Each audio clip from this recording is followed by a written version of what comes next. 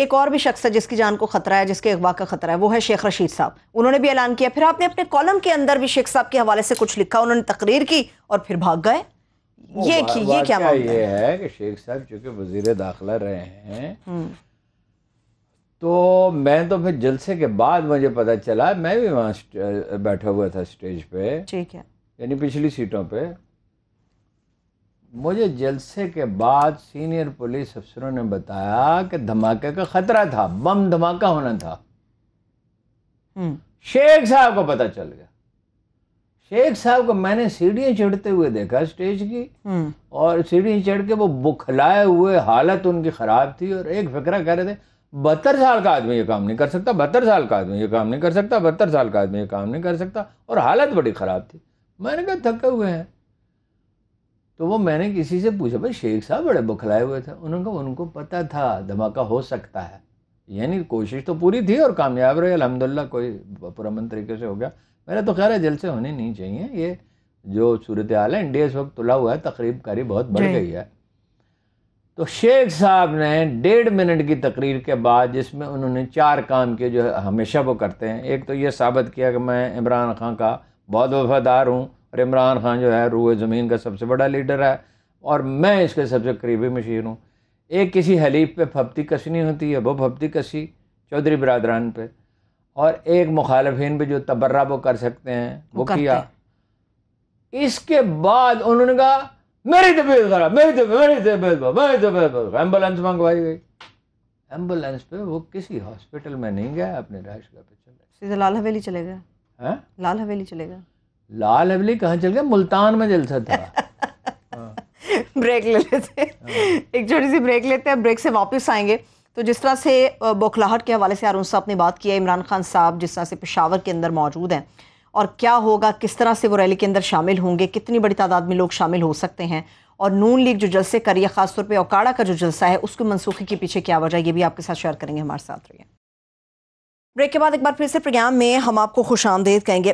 ہارون صاحب، یہ جو لانگ مارچ خان صاحب کرنے جا رہے ہیں، مفتاح اسماعیل صاحب کہتے ہیں کہ یہ لانگ مارچ آزادی کے لیے نہیں ہے، جہالت ختم کرنے کے لیے نہیں ہے، ہمارے خلاف نہیں ہے، یہ فرح بی بی کو بچانے کا ایک طریقہ ہے. یہ اتنا فضول فکرہ ہے کہ یہ آپ کو سوال مجھ سے پوچھنے ہی نہیں. میں تو حکومت کے سٹیٹمنٹ دے رہی ہوں نا آپ کو. اسماعیل صاحب آپ کو پہلے سے بتا چکا، بچوں جیسی گفتگو کرتے ہیں. بات یہ ہے کہ ایک 10-12 سال کا بچہ بھی جانتا ہے کہ عمران خان صاحب اس حکومت کو ختم کرنے کے لیے وہ سنگین الزامات اس پہ لگاتے ہیں. فرح گوگی کیا کریکٹر ہے؟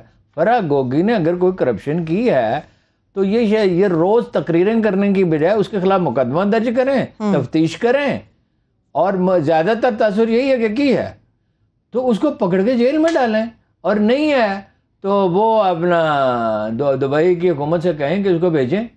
ٹھیک ہے، طریقہ کار تو یہی ہے، ریڈ وارنٹ جاری کریں. تو یہ بیانات دینے کا مطلب ہے. فرح گوگی کے لیے عمران خان کمپین چلا رہا ہے.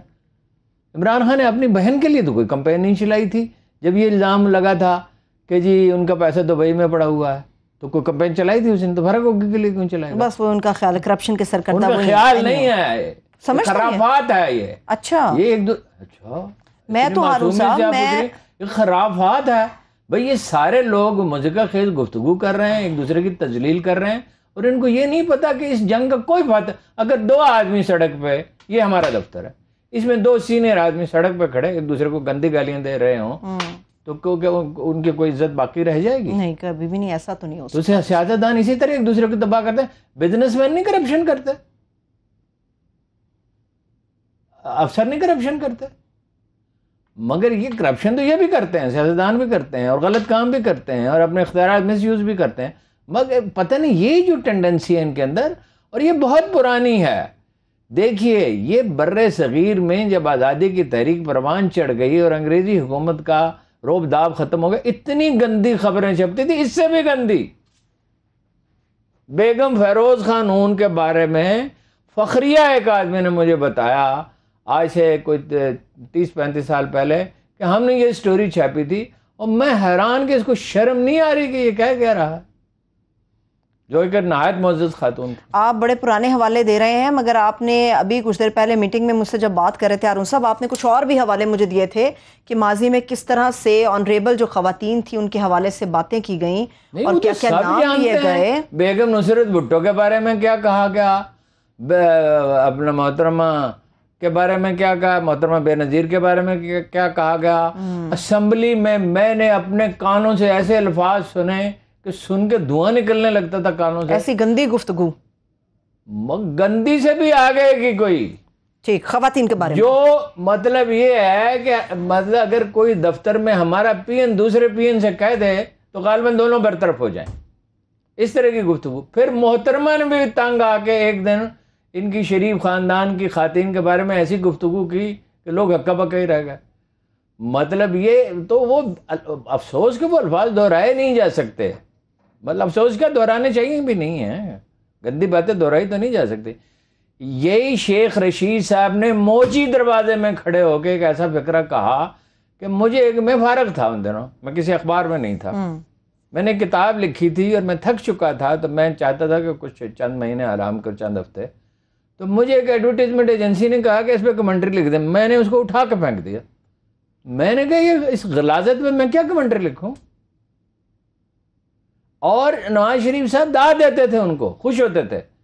اور مجھے ایک بڑے معزز آدمی نے جو نواز شریف صاحب کی ٹیم کا حصہ تھا اور اس سے سیکریٹریٹ میں بیٹھا تھا، خود بہت معزز آدمی تھا، کہا بھائی یہ شیخ رشید سے نواز شریف صاحب کے کیا تعلقات ہیں. اچھا. تو میں نے کہا ڈاکٹر صاحب، پی ایچ ڈی ڈاکٹر تھے وہ، نواز شریف بھی تو شیخ رشید ہی ہے نا اندر سے. ان کا اچھا، وہ سادہ سے آدمی تھے، مطلب بٹ ٹاپ پروفیشنل تھے، وہ سادہ سے آدمی. انہوں نے کہا اچھا کیسے؟ تو پھر ان کو میں نے کچھ باتیں بتائی. ابھی تو حکومت کے اندر بھی ایک بڑے نامور آدمی ہیں جو شریف فیملی کے بارے میں باتیں کرتے رہے اور ہے بھی نون لیگ کے. نہیں، وہ تو اتنی گندی گفتگو کرتے تھے، اور اس کو چھپانے کی کیا ضرورت ہے، رانا ثناء اللہ کرتے تھے. اتنی گندی گفتگو کرتے تھے کہ اس کا حوالہ کوئی شریف آدمی تو نہیں دے سکتا. چلیے یہ بتائیے، نواز شریف سے ملنے گئے ہیں رانا تنویر حسین صاحب، کیوں گئے ہیں، کیا معاملہ ہے؟ تو اور وہاں آپ کا کیا خیال ہے کہ کوئین الزبتھ سے ملنے کے لیے گئے ہیں، نواز شریف سے ملنے کے لیے گئے ہیں اور میسیج لے کے گئے ہیں. اچھا، میسیج لے کے چلے گئے. اکاڑا کا جلسہ کیوں ہارون صاحب منسوخ کر دیا؟ بارش بڑی شدید ہوئی ہے. اندیشہ تھا. بارش کیا ہوتی ہے، اندیشہ تھا کہ سامعین جمع نہیں ہو سکے. دیکھیں تمام وسائل کے باوجود جلسے ان کے نہیں ہو سکے. عمران خان نے پشاور میں جلسہ کیا، لاہور میں جلسہ کیا، کراچی میں جلسہ کیا، 6 مئی کو میاں والی میں کیا، 8 مئی کو ایبٹ آباد میں کیا، 10 مئی کو جیلم میں کیا، 12 مئی کو اٹک میں کیا، پھر 12 کے بعد مسلسل 4 جلسے کیے. 13 کو مردان میں، 14 کو سیالکوٹ میں، 15 کو گجرانوالہ میں، پھر کچھ وقفے سے 20 مئی کو ملتان میں کیا. اور کوئی جلسہ ایسا نہیں تھا جس کی حاضری پہ لوگ حیرت زدہ نہ رہ گئے ہوں. مجھے ملتان کے جلسے میں تو اور کام سے ملتان گیا تھا، میں تو جلسے کے لیے نہیں گیا تھا، جو جلسہ بھی دیکھ لیتے ہیں. تو 1 کلومیٹر پیدل چلنا پڑا کیونکہ گاڑی حرکت نہیں کر سکتی. گاڑی کا دروازہ بھی جو ہے مشکل سے کھولا گیا. اچھا، اتنی بڑی تعداد میں. یہ تو اور گاڑی سے نکلنے کے جلسہ ختم ہونے کے بعد ہم اپنی گاڑی نہیں تلاش کر سکے. کسی کی گاڑی میں کسی صاحب نے طرز کھا کے ہم سے کہا او بھائی گاڑی کہاں ملے گی، گاڑیاں نہیں ملیں گی اس وقت.